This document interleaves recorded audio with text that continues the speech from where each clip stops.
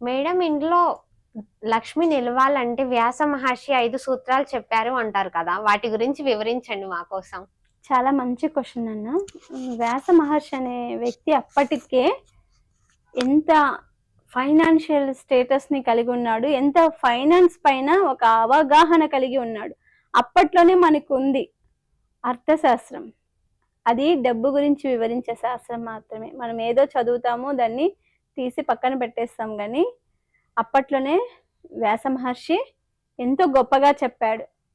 ఎప్పుడు కూడా మనము 5 మార్గాల ద్వారా డబ్బుని ఖర్చు పెట్టాలి మనకు వచ్చిన సంపదలో నుంచి అని ఆయన చాలా వివరంగా చెప్పాడు. ఎలా 5 మార్గాలు అంటే, ఒక శాలరీ మనకు వచ్చింది, మనకి ఏదైనా ఒక ఇన్కమ్ వచ్చింది, మనం ఉద్యోగ రీత్యా కానివ్వండి, మన వ్యాపార రీత్యా కానివ్వండి, మనకు ఇంకా ఇతర ఏ కారణం చేత కానీ మనకు వచ్చే దాని నుంచి మనము దాన్ని 5 భాగాలుగా డివైడ్ చేయాలి. ఆ 5 భాగాల్ని ఎలా డివైడ్ చేయాలంటే 20% 20% డివైడ్ చేసేయాలి. మొదటి 20% మనము ధర్మం కోసం ఉపయోగించాలి. ఇక్కడ గుర్తు పెట్టుకోండి, ధర్మం వేరే, దానం వేరే. దానము అంటే మనం ఊరికే ఫ్రీగా ఇచ్చేస్తాం కదా, దానం అంటారు దాన్ని. ధర్మము అంటే మనం ఈ విశ్వంలో పుట్టాము, ఈ విశ్వానికి మనం కనెక్ట్ అయ్యి ఉన్నాము. ఈ విశ్వం మనం ఈ జన్మ ఇస్తేనే మనం ఇక్కడ ఈ విశ్వంతో కలిసి బతుకుతున్నాం. మనం సంపాదించింది ఏదైనా కూడా ఆ విశ్వం కోసం కూడా ఖర్చు పెట్టడం అనేది ధర్మమైన పద్ధతి. ధర్మం అంటే ఎంతో మంది సాధువులు ఉంటారు, ఎంతో మంది యక్షకులు ఉంటారు. వాళ్ళు మనల్ని ఒక్కొక్కసారి అడుగుతారు, ఒక్కొక్కసారి అడగరు. మనం సంపాదించింది కూడా ఒక్కొక్కసారి దానం ఇవ్వటానికి మనకు మనసు కూడా రాదు. ఒక్కొక్కసారి మనం సంపాదించిన బిజీ లైఫ్ లో దానం చెయ్యాలనే టైం కూడా కొంతమందికి ఉండదు కదా. అలాంటప్పుడు విదే మనల్ని గుర్తు చేస్తూ ఉంటుంది అప్పుడప్పుడు కదా, గుర్తు చేసి ఇలా దానం చెయ్యండి, ధర్మం చెయ్యండి అని చెప్తూ ఉంటుంది. అలా మనం ఒక 20% ధర్మం కోసం, గుళ్ళు కోసం కానీ, గుళ్ళ సంరక్షణ కోసం కానీ, సాధు సన్యాసులు ఏవి ఆశించుకోకుండా, వాళ్ళకు ఇల్లు ఉండదు, కుటుంబం ఉండదు, సంపాదన ఉండదు, వాళ్ళ యోగ సాధనలో వాళ్ళు బతికిపోతూ ఉంటారు. వాళ్ళకు కూడా జీవనం అనేది గడవాలి. కాబట్టి మనం వాళ్ళని వెతుక్కుంటూ కరెక్ట్ అయిన పర్సన్స్ ఎవరో, నీడెడ్ పర్సన్ ఎవరో కనుక్కొని వాళ్ళకు కూడా మనం ఒక 20% అనేది ధర్మబద్ధంగా ఇవ్వాలనేది శాస్త్రం. ఇంకొక 20% ఎవరి కోసం ఇవ్వాలంటే ఆ 20% మనము దానం చెయ్యాలి. దానం అంటే మనం ఎన్నో చోట్ల తిరుగుతుంటాము, కొన్ని సార్లు మనము మర్చిపోతుంటాం దానం చేయడం కూడా. వాళ్ళు వచ్చి గుర్తు చేస్తారు, యక్షకులు వస్తారు మన దగ్గర, ధర్మం చేయండి నాయనా, ధర్మం చేయండి నాయనా అంటారు కదా. పిల్లలు, మంచి వయసులో ఉన్న వాళ్ళు కూడా వచ్చి మనల్ని అడుగుతుంటారు. కానీ అలాంటి వాళ్ళకి మనము సపోర్ట్ చేయకూడదు ఎప్పుడు కూడా. ఎందుకో తెలుసా, మనమే వాళ్ళని భిక్షగాళ్ళలా తయారు చేస్తాం. కాబట్టి ఎవరే కానీ, పిల్లలు కానీ, మంచి వయసులో ఉండి వచ్చే వాళ్ళకు రూపాయి కూడా ఇవ్వద్దనేది నేను చెప్తాను. ఎందుకో తెలుసా, వాళ్ళని మనం భిక్షగాళ్ళగా చూడకూడదు. వాళ్ళకు కష్టపడే స్వభావం ఉంది, పిల్లలకి చదువుకునే స్వభావం ఉంది, చదువుకోవాలి, కష్టపడాలి. ఎవరైతే చేత కాని స్థితిలో ఉంటారో, ఒక వయసు అయిపోయి యక్షకులుగా బతుకుతారో, లేకపోతే ఒక ఫిజికలీ హ్యాండిక్యాప్డ్ గా ఉండి యక్షకులుగా బతుకుతారో, వాళ్ళకు మాత్రం ఖచ్చితంగా వెతుక్కొని వెళ్ళి మీ అంతకు మీరు ధర్మం చేయండి. మీరు అల్లి వెళ్ళి ధర్మం చేయని పక్షంలో వాళ్ళు వచ్చి మిమ్మల్ని అడిగితే, చేయి చాస్తే మాత్రం లేదు అనుకోకుండా ఈ 20% మాత్రం మీరు ఒక్కరికి ఇవ్వమని నేను చెప్పట్లేదు. ఎంతో మంది మనం రోజు వస్తూ వెళ్తూ కనిపిస్తారు. కాబట్టి వాళ్ళకింత 20% ని డివైడ్ చేయండి.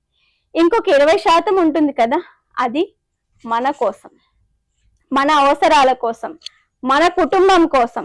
మనం ఒక సంసారికమైనటువంటి జీవితంలో ఉన్నాం కాబట్టి మనకు అవసరం. కాబట్టి ఆ 20% భూములు కొంటారా, రియల్ ఎస్టేట్ లో పెడతారా, లేకపోతే ఫండ్స్ లో పెడతారా, లేకపోతే షేర్ మార్కెటింగ్ లోకి పెడతారా, ఆ ఉన్న డబ్బుని మీరు రెట్టింపు చేసుకోవడం కోసము మీరు ఖచ్చితంగా 20% అనేది వాడుకోవాలి. ఇంకా రిమైనింగ్ 20% ఉంది కదా, ఆ 20% మనము భోగం కోసం వాడాలి. భోగం కూడా మనకి అవసరం కదండి. ఒక్కొక్కరైతే ఒక బిస్కెట్ ప్యాకెట్ ఇచ్చి ఫోటోలు తీసుకుంటారు కదా, ఫేస్బుక్ లో పెట్టుకుంటారు, అప్లోడ్ చేస్తారు. ఒక అన్నం ప్యాకెట్ ఇచ్చి 100 మందికి చెప్పుకుంటూ ఉంటారు.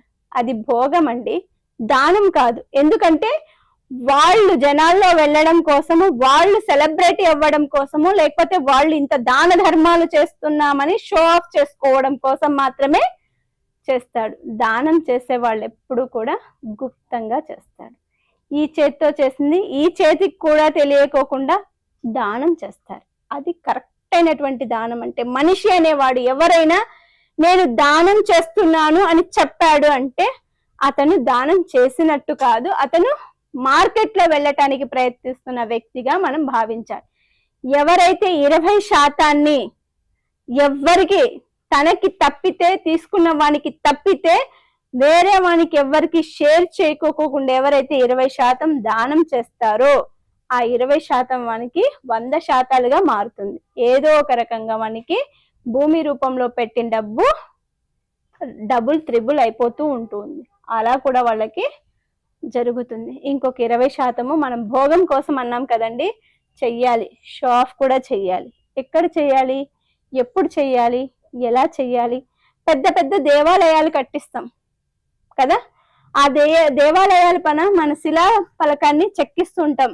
ఫలానా కుటుంబీకులు ఇన్ని లక్షలు ఇచ్చి ఈ గుడిని నిర్మించారు, ఫలానా కుటుంబీకులు ఈ స్కూల్ ని కట్టించారు, ఫలానా కుటుంబీకులు ఈ వాటర్ ట్యాంక్ ని కట్టించారు, ఫలానా రాజకీయ వ్యక్తి ఈ కాలేజ్ కట్టించారు అంటారు చూడండి.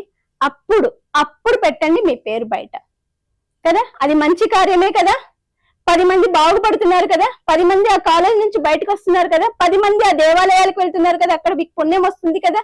మీ శిలాశాసనాన్ని వాళ్ళు చూసి అవునబ్బా పలానా వాళ్ళ అబ్బాయి అంట, గ్రేట్ అని అంటారు కదా, అప్పుడు కూడా మీకు మార్కెట్ పెరుగుతుంది కదా.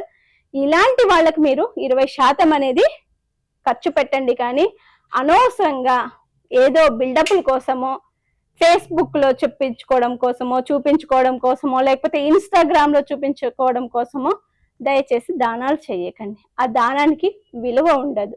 మనము దానం అనే దానికి డెఫినేషన్ మార్చేస్తున్నాం. ఎవరైతే మీరు దానం చేయాలి, ధర్మం చేయాలి అనుకుంటే వాళ్ళు ప్రతి ఒక్కరు కూడా ఈ చేత్తో ఇచ్చిన డబ్బు ఈ చేతికి కూడా తెలియకోకుండా చేయమని అంతటి మహానుభావుడు రమణ మహర్షి గారు మనకు, వ్యాస మహర్షి గారు మనకు చెప్పారండి. ఈ సూక్తుల ద్వారా మనం ఎంత నేర్చుకున్నామో, ఎలాంటి దాన ధర్మాలు చేసుకున్నాం అనేది మీకు మీరే ఊహించుకుంటారని